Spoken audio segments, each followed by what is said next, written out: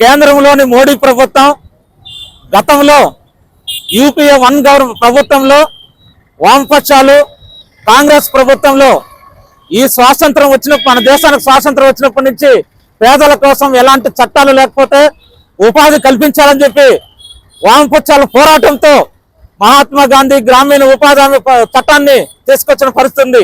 అప్పటి నుంచి ఈ పథకాన్ని కేంద్రంలోని ఏ ప్రభుత్వమైనా దాన్ని అమలు చేస్తూ వస్తోంది. అయితే మోడీ ప్రభుత్వం అధికారంలోకి వచ్చినప్పటి నుంచి పేదలకు ఉపాధి కల్పించే ఈ పథకాన్ని మేధావులందరూ కూడా బలోపేతం చేయాలని చెప్పి ఈ పథకం వలన చాలా అద్భుతమైన ఫలితాలు వచ్చాయి, పేదలకు బాగా ఉపయోగపడుతుందని చెప్పి ఈ పథకాన్ని బలోపేతం చేయాలని చెప్పి సలహాలు ఇస్తుంటే మోడీ ప్రభుత్వం మాత్రం ఈ పథకాన్ని నిర్వీర్యం చేయడానికి చాలా దుర్మార్గంగా ఈ చట్టాన్ని రద్దు చేయడానికి చాలా ప్రయత్నాలు చేస్తోంది. అందులో భాగంగానే ఈ రోజు మహాత్మా గాంధీని పేరు తొలగించి ఈ రోజు వేరే శ్రీరాముని పేరుతో పెట్టి ప్రయత్నం చేస్తోంది. దీన్ని మేము సిపిఎం గా తీవ్రంగా ఖండిస్తున్నాం, వ్యతిరేకిస్తున్నాం. మోడీకి ఖబర్దార్ మోడీ అని చెప్పి ఒకటి మోడీ ప్రభుత్వం చేస్తున్నాం. మీరు స్వచ్ఛ భారత్ పేరు చెప్పి గాంధీ బొమ్మ పెట్టుకొని మొత్తం దేశం మొత్తం కూడా గాంధీ బొమ్మ పెట్టుకొని ప్రచారం చేశారు. అలాంటి మహాత్మా గాంధీ పేరును ఈ రోజు ఎందుకు తొలగిస్తున్నారని చెప్పి మేము ప్రశ్నిస్తున్నాం. అంతేకాకుండా ఈ రోజు రాష్ట్రాల మీద భారం మోపడం, ఈ పథకాన్ని కేంద్రమే నిర్వహించాలి. అయితే గతంలో 90% కేంద్రం భరిస్తోంది, 10% రాష్ట్రం భరిస్తోంది. ఆ 10% కూడా రాష్ట్రాలు భరించలేక ఆర్థిక లోటుని ఇబ్బంది పడుతున్నారు. ఇలాంటి సందర్భంలో 40% కేంద్ర ప్రభుత్వ రాష్ట్రాల మీద ఒత్తిడి తేవడం అంటే ఈ రాష్ట్రాలకు కూడా భారం పడుతుంది. మేము ఈ రాష్ట్ర ప్రభుత్వాన్ని కూడా ఒకటి చెప్తున్నాం, ఇప్పటికే ఆర్థిక లోటున్న ఈ రాష్ట్రాన్ని మీరు 40% భరించడం చాలా భారం అయిపోతుంది. కేంద్ర ప్రభుత్వాన్ని ప్రశ్నించండి అని చెప్పి మేము సిపిఎం గా కోరుతున్నాం. ఇప్పటికైనా ఈ పథకాన్ని బలోపేతం చేసి కేంద్రం నిర్వహించకపోతే భవిష్యత్తులో పోరాటాలు చేస్తామని చెప్పి ఉధృతం చేస్తామని హెచ్చరిక చేస్తున్నాం. ఇప్పటికీ ఈ పథకంలో గతంలో 100 రోజులు పని కల్పించేవాళ్ళు, అయితే మధ్యలో పోరాటాల ఫలితంగా 120 రోజులు కల్పిస్తున్నారు. పూర్తిగా ఈ నిధులు ఇప్పటికే 90% కేంద్రం, 10% రాష్ట్రం అంటే 5 నెలలుగా ఈ రోజు కూలీలకు బకాయిలు ఉన్నాయి. అందువల్ల రాష్ట్రం 10% భరించలేని పక్షంలో 40% భరించాలంటే పూర్తిగా కూలీలు వచ్చే పరిస్థితి ఉండదు. అందువల్ల కూలీలు నష్టపోతారు. పూర్తిగా ఈ పథకాన్ని రద్దు చేసే పరిస్థితి రాబోతా ఉంది. దేశంలో గ్రామీణ ఉపాధి హామీ పథకం వచ్చిన తర్వాత ప్రపంచ బ్యాంకు నివేదికలో ప్రపంచవ్యాప్తంగా ఆర్థిక సంక్షోభం వస్తే భారతదేశంలో ఈ ఆర్థిక సంక్షోభం యొక్క రేషియో చాలా తక్కువగా ఉంది.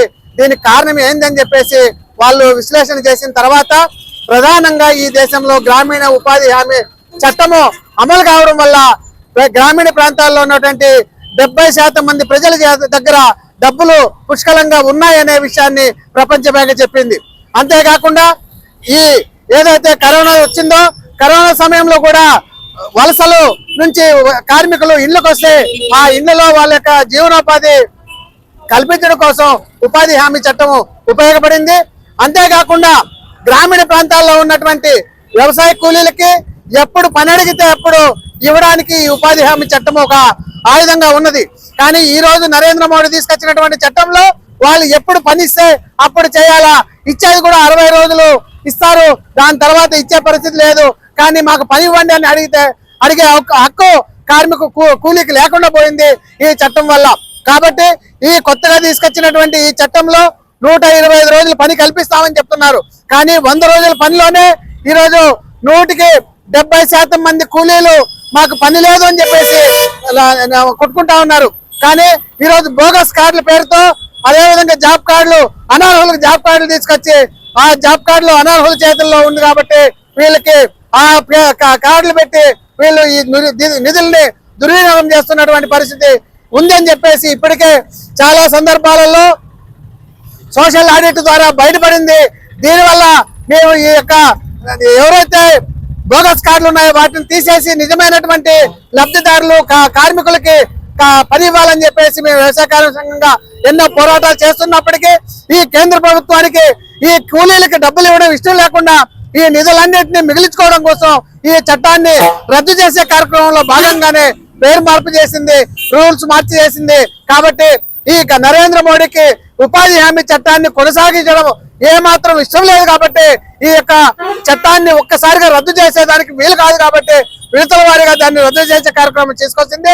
దీనికి ఖచ్చితంగా ఈ దేశంలో ఉన్నటువంటి సిపిఎం పార్టీ దేశంలో ఉన్నటువంటి 70% మంది వ్యవసాయ కూలీలకి అండగా నిలబడుతుంది. వాళ్ళతో కలిసి పోరాటం ఈ చట్టాన్ని కాపాడుకోవాల్సిన చేస్తారని చెప్పేసి దానికోసం మేము ముందుంటామని చెప్పేసి ఈ ప్రభుత్వం వెంటనే ఈ యొక్క నిర్ణయాన్ని వెనక్కి తీసుకోవాలని చెప్పేసి మేము హెచ్చరిక చేస్తా ఉన్నాం.